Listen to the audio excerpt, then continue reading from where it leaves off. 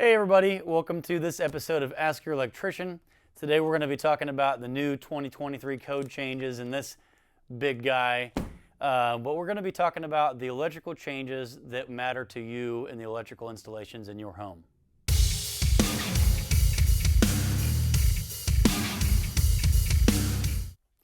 So today in part one, we're just going to be going over a bit of the history of the National Fire Protection Agency and the National Electric Code. What is it? Why do we use it? Where did it come from? As you can guess, it came from fires. So we talk about our first fire sprinkler system. Back in 1806, a man named John Carey in England created the first usable system, more or less a system of perforated tubing. There was a reservoir when it sensed the fire. Some counterbalances would move, opening a valve, filling them with water, therefore mitigating the fire that we had there. It didn't take too long. A couple years later, a man named Harry Parmalee in Connecticut created the first automated sprinkler head. He was a piano maker, had a piano factory, so he was just trying to protect his pianos. Well, once that happened, it didn't take long.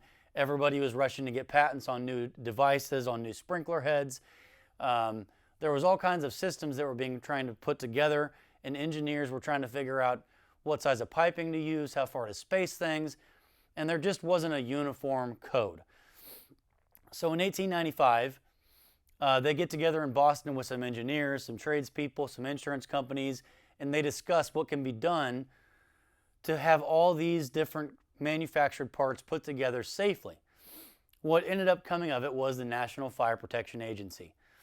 Then, a couple years later, in 1897, due to the fact that homes were starting to be wired, same thing, there was different manufacturers, different parts.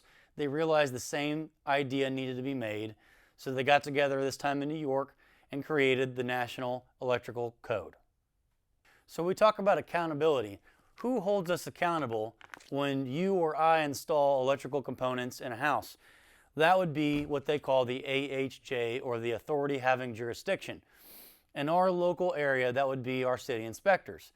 So once a year we get together with them, all licensed electricians in the area. They tell us the changes they're accepting, what they're not accepting. They are the authority. What they say goes. So now we know what to do and what not to do.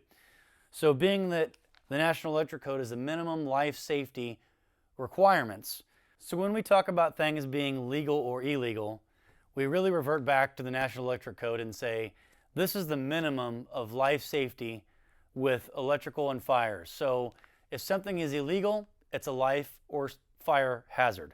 If something is legal, it's as safe as we can make it. It's really that simple. Hey, if you guys have any comments that you'd like or any questions about any of this stuff, please leave it down in the comments. Get a hold of us.